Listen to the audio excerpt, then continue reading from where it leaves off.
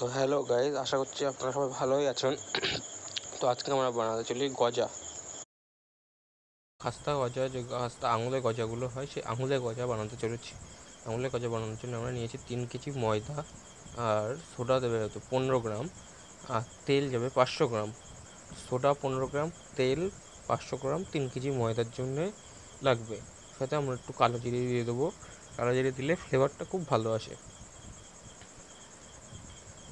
তেল দিয়ে, সোডা দিয়ে, কালো জিরে দিয়ে ময়দাটাকে ভালো করে মিশিয়ে নিতে হবে।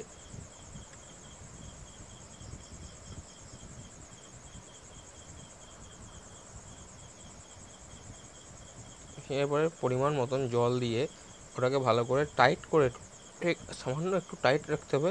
খুব নরম না, খুব আবার শক্তও না, সামান্য মিডিয়ামভাবে ময়দাটাকে মেখে মেখে নিতে হবে। ঠিক এমনভাবে ময়দাটা খুব নরমও হয়নি, খুব টাইটও হয়নি।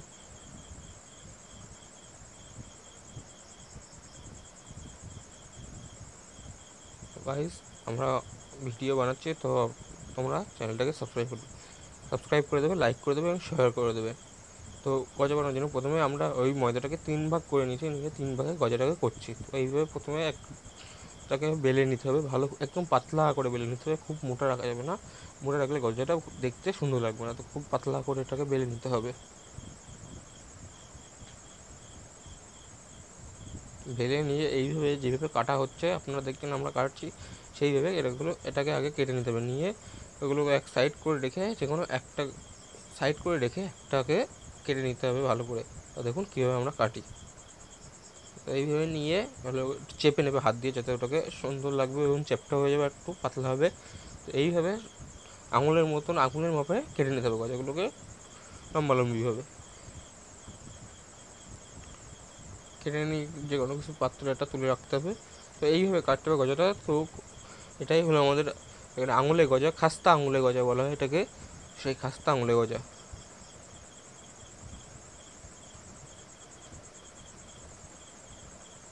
এইভাবে আমরা বাকি সবগুলোকে কেটে নেবো আস্তে আস্তে।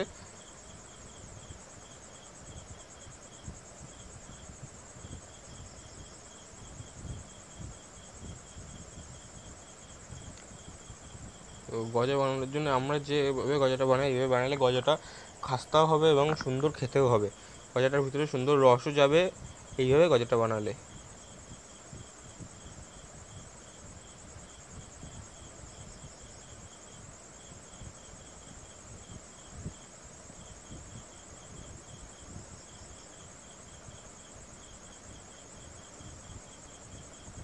তো গজা ভাজার জন্য তেলটাকে দেখে যেতে হবে। তেলে আগে কটা গজা ছেড়ে দেখবেন তেলটা কেমন গরম হয়েছে। তেলটা ছাড়ার পরে, গজাগুলো ছাড়ার পরে যদি এইভাবে হালকা হালকা গেজা গেজা উঠতে শুরু হয়, বুড়বুড়ি কাটা শুরু হয় তেলে, তো গজাগুলোকে সব ছেড়ে দিতে হবে। তেলটা পারফেক্ট হিটে আছে। এই হিটে গজাটাকে ছাড়লে সুন্দর গজাটা খাস্তা হবে। বেশি হিটে ছাড়লে গজাটা খুব খাস্তা হবে না, বা খুব নরমে ছেড়ে দিলে গজাগুলো ভেঙেও যেতে পারে। তো গজা ছেড়ে দেওয়ার পরে হালকা স্টিম দিয়ে রাখবে, গজাগুলো আস্তে আস্তে ভেসে উঠবে উপরের দিকে। তো ভেসে ওঠার পরে আস্তে আস্তে এইভাবে যে কোনো একটা ঝাঁঝরি দিয়ে আস্তে আস্তে নাড়িয়ে দিতে হবে, যাতে গজাগুলো প্রপারভাবে চারিদিকে ছড়িয়ে থাকে, পরে উল্টো পাল্টা মানে একটার উপরে একটা না থাকে, সেইভাবে দেখতে হবে। তো গজাটা উঠে যাওয়ার পরে হালকা সামান্য পরিমাণ একটু স্টিমটা বাড়িয়ে দিতে হবে গ্যাসের।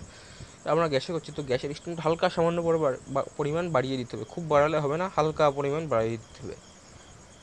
তো গজা যখন এরকম একটা কন্ডিশন চলে আসবে, তখন দেখবেন গজাগুলো হালকা হালকা ছাড়া ছাড়া ভাব হয়ে গেছে গজা, তখন গ্যাসের স্টিমটা যতটা সম্ভব বাড়িয়ে দিতে হবে, কারণ এই সময়টা গজাটা পুরোপুরি খাস্তা হয়ে গেছে।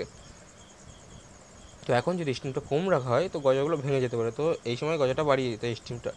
দেখছো আস্তে আস্তে বাদামি একটা কালার চলে এসছে গজায়, স্টিমটা বাড়িয়ে দিয়ে ভাজতে হবে এই টাইমে। আর লাস্ট মুহূর্তে গিয়ে একটু স্টিমটা কমিয়ে দিয়ে তারপরে গজায় এরকম একটা কালার চলে আসলে গজাগুলোকে তেলের থেকে তুলে নিতে হবে।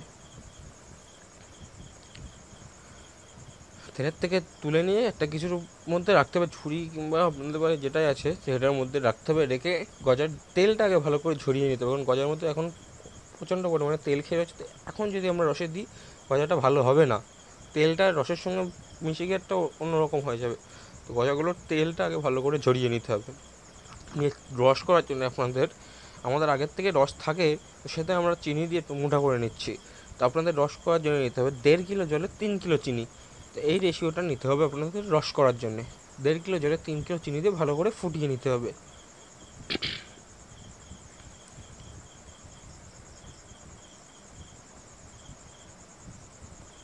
দেখছো এভাবে ফুটে উঠছে রসটা, তো এভাবে ফুটে উঠবে 1.5 কিলো জলে 3 কিলো চিনি নিয়ে। তো আমরা গজাতে রসটায় আমরা হালকা একটু লাল ফুড কালার দিয়ে দেবো এবং এলাচের গুঁড়ো। লাল ফুড কালারটা দিলে কী হবে, গজাটা দেখতে খুব সুন্দর লাগবে। তো লাল ফুড কালার আপনারা দিতেও পারেন কিংবা নাও দিতে পারেন, এটা আমরা দিয়ে এটা দেখতে সুন্দর লাগে। আর সাথে সামান্য পরিমাণ এলাচের গুঁড়ো, এলাচের গুঁড়ো দিলে এটা একটা ফ্লেভার, অন্যরকম ফ্লেভার পাওয়া যায়, তো গজাটা খুব খেতে ভালো লাগে। তো এবারে দেওয়ার পরে রসটা, গ্যাসটা পুরো বন্ধ করে দিয়ে তারপরে গজাটা রসের মধ্যে দিবেন, দিয়ে এইভাবে আস্তে আস্তে নাড়িয়ে চাড়িয়ে দিতে হবে। রসটা গজার উপরে আস্তে আস্তে ছড়িয়ে দিতে হবে। এইভাবে আস্তে আস্তে রসের উপরে দিয়ে গজাগুলোকে আস্তে আস্তে রসগুলো সব জায়গায় যেন ভালোভাবে যায়, সেইভাবে খাইয়ে দিতে হবে রসগুলো রসটাকে। তো আমরা খুব এইভাবে খাইয়ে দেবো আস্তে আস্তে, যতক্ষণ না গজাটা পুরোপুরি রসটা টাইট হয় এইভাবে খাইয়ে দিতে যেতে হবে, এভাবে নাড়াতে থাকতে হবে। তো গাইস, চ্যানেলটাকে সাবস্ক্রাইব করবে, যদি ভিডিওটা ভালো লাগে তো চ্যানেলটাকে সাবস্ক্রাইব করবে এবং বেল আইকনটা অল প্রেস করে রাখবে এবং ভিডিওটাকে একটা লাইক করে দেবে। তো এইভাবে গজাটা বানালে দেখেছেন কত সুন্দর গজাটা হয়েছে। তো এরকমই গজা আপনারা পাবেন, গজাটা খেতে খুবই সুস্বাদু।